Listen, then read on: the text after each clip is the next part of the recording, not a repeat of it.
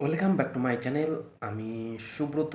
আর দেখতেই পাচ্ছ, বেশ অনেক কয়দিন ধরে আমি আমার চ্যানেলে ভিডিও দিতে পারছি না। তার কারণ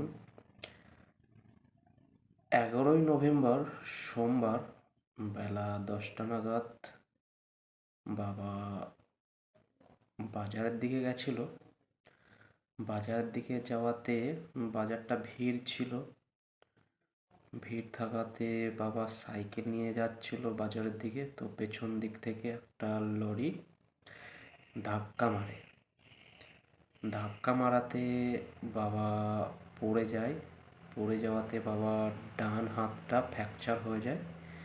এমনভাবে ফ্র্যাকচার হয়েছে যে হাতটার যে হাড়, সে হাড়টা কিছু হয়নি, মাংস পেশি, মানে এখান থেকে মাংস পেশি পুরো ছিঁড়ে গেছে। আর যে আমাদের হাতের নাড়িটা হয়, সে নাড়িটা একদমই ছিঁড়ে গেছে। ছিঁড়ে গিয়ে একদম রক্তে একদম যে দেহের যে রক্ত, সে রক্ত একদম মনে হচ্ছে টপ টপ টপ টপ করে পড়ছে, যে মনে হচ্ছে কেউ এমনভাবে মানে করে যে রক্ত ছিটিয়ে রেখেছে, এরকমভাবে রক্ত পড়ছে। তো যাই হোক, আমি ডিউটিতে ছিলাম। আমার দুটো বন্ধু দেখেছিল। দুটো বন্ধু মনে করেছিল যে আমাকে বলবে না, না বলে যতটা পারা যায় ততটা ওরা চেষ্টা করছিল নিজেদের মতন, যে ভালো করে ট্রিটমেন্ট করে যাই হোক কিছু করা যাক। তার কারণ তারা ভেবেছিল অল্প, যেহেতু আমার বাবা এরকম ফুল হাতা জামা পরে, তো এখান থেকে এইটুকু দেখা যাচ্ছিল। সেই হিসাবে ওরা মনে করেছিল যে আমাকে বলবে না, তো নিজেরাই যা ভালো মনে মনে করেছিল সেটা করতে চেয়েছিল। তো পরে যখন মিউনিসিপ্যালিটি হসপিটালে নিয়ে যায়, আমাদের কাছের যে মিউনিসিপ্যালিটি হসপিটাল, সেখানে গিয়ে দেখে যে হাতের অবস্থা খুবই শোচনীয়। আমাকে হোয়াটসঅ্যাপে ছবি পাঠায়। ছবি পাঠানোর পরে আমি বললাম যে এখান থেকে সোজা সরকারিতে নিয়ে যা। সরকারিতে নিয়ে যাওয়ার পরে যে আমাদের রানাঘাট মহকুমা হাসপাতাল রয়েছে সরকারি, ওখানে নিয়ে গেছিলো। ওখানেও বলেছে হাতের যা কন্ডিশন, এখানে হবে না। ওর সাথে সাথে ব্যান্ডেজ ব্যান্ডেজ করে দিয়ে রেফার করে দিল। ব্যান্ডেজ করা সত্ত্বেও রক্ত বন্ধ হচ্ছে না।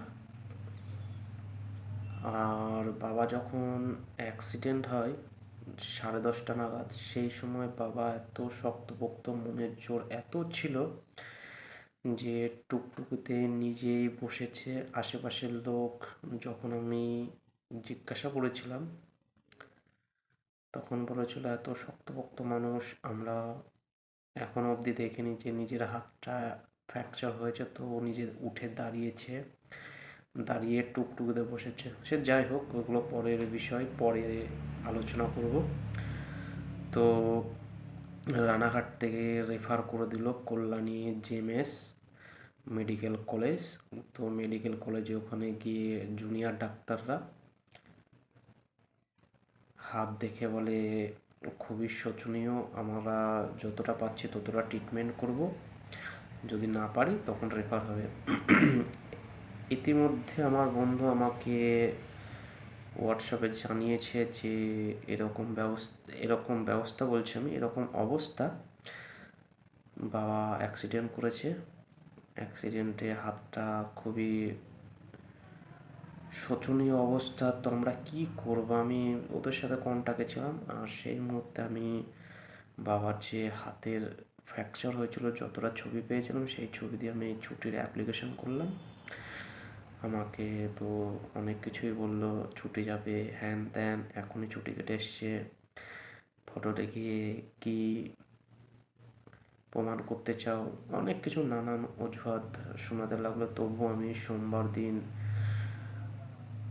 অনেক চেষ্টা করেও, মানে আমি ছুটির জন্যে লেগেই রয়েছি, ছুটি হবে ছুটি হবে। ইন্টারভিউ নিলাম, ইন্টারভিউ কিছু হলো না। যাই হোক, অনেক চেষ্টা করেও সোমবারে হয়নি ছুটি। তো আমি ওদের সাথে ফোনে কন্ট্যাক্টে রয়েছি। আর এই মেন্টালিটিতে টেনশন হবে নাই বা কেন? আমার বাবা, যতই হোক বাবা অ্যাক্সিডেন্ট করেছে, টেনশন তো হবেই।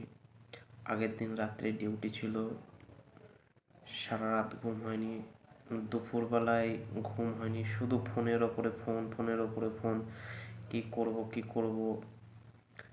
তো আমাকে যখন আবার 4টে বাজে তখন জানাচ্ছে যে মেডিকেল কলেজেও কিছু করতে পারবে না, কি করব। আমার দুটো বন্ধু, আমার জেঠতুতো দাদা, পাশের বাড়ির এক দাদা, আমার শ্বশুরমশাই, আমার বাড়ির 2 জামাই, এরা সবাই ছিল। তো আমি বলেছিলাম যে যখন হচ্ছে না প্রাইভেট সেক্টরই করতে হবে। আর সরকার টু সরকার, এরা কি করে হাসপাতাল সরকারে মানে রেফার করবে যতক্ষণ সরকারি হসপিটালে, প্রাইভেটে কখনো করতে চায় না। আমি বললাম প্রাইভেট সেক্টরে নিয়ে যাও, তারপরে দেখা যাক কতটা কী করা হয়। যখন কল্যাণীর থেকে বেরোবে মানে 4টের সময়, তখন আমার এক জেঠতুতো দাদা বলে আমরা নিয়ে যাব, নিয়ে যাওয়ার যে যতটুকু ব্যবস্থা সেই ব্যবস্থাটা করে দিন, যাতে আমরা পেশেন্টটাকে আমরা নিয়ে যেতে পারি কলকাতা পর্যন্ত, তারপরে দেখা যাবে।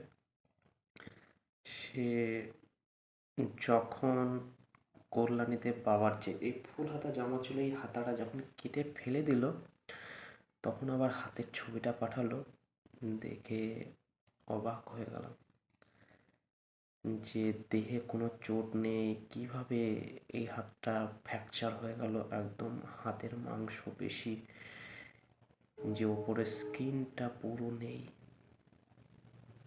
মাথা ঘোরার মতন অবস্থা। যখন হোয়াটসঅ্যাপে হাতের ছবিটা পাঠালো, যাই হোক কল্যাণীর থেকে কোনো রকমভাবে ব্যান্ডেজ ম্যান্ডেজ করে সব করতে করতে 5:30, নভেম্বর 5:30 মানে অনেক রাত, মানে সন্ধে পেরিয়ে গেছে।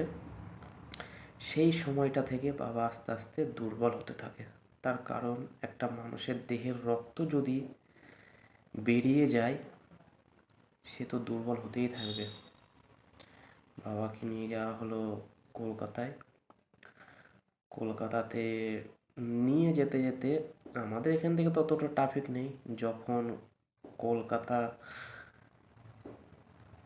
পৌঁছানো ভাব, মানে বারাসাত পৌঁছিয়েছে, বারাসাত থেকে ট্রাফিক আর বাবার হাতের যন্ত্রণা শুরু হয়ে গেল।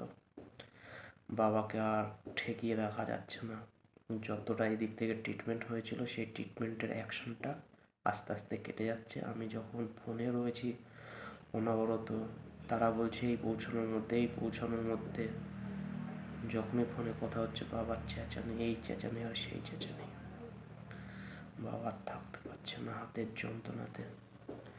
তো কোনো রকমভাবে কলকাতা পৌঁছাতে 9:30 যখন কলকাতা প্রাইভেট সেক্টরে পৌঁছিয়েছে, তখন বলছে যে কোনো রকম মেডিকেল কাগজ বা কোনো হেলথ কার্ড বা কোনো কিছু সেরকমভাবে বাবার বয়স আন্দাজে সেরকম কিছু ছিল না।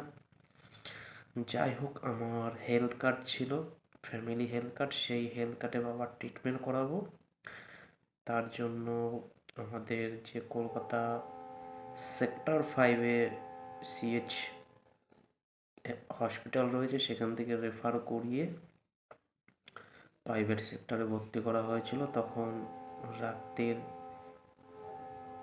1:45 বাজে। তখন একটু নিশ্চিন্তা হলাম যে বাবা একটু ভালো আছে ট্রিটমেন্ট শুরু হওয়াতে। তখন আমিও একটু রেস্ট করতে যাই। তারা আমার বাড়ির 2 জামাই, জেঠতুতো দাদা আর শ্বশুরমশাই, তারাও বললো তুমিও একটু রেস্ট করো, আমরাও একটু রেস্ট করি। তো এই পর্যন্ত আমার সিচুয়েশন ছিল, ছুটি হয়নি। তো কিভাবে রাত কাটবে, কিভাবে ছুটি হবে পরের দিন, সেই চিন্তায় ঘুম আর আসে না। তো আজকের মতন এই পর্যন্তই। মঙ্গলবারে কি হয়েছিল না হয়েছিল সেটা তোমাদের পরে জানাবো। তো এই যে আমার বাবার অ্যাক্সিডেন্টে আমাকে ছুটি দিল না, সেটা তোমরা জানাবে। এটা ঠিক না ভুল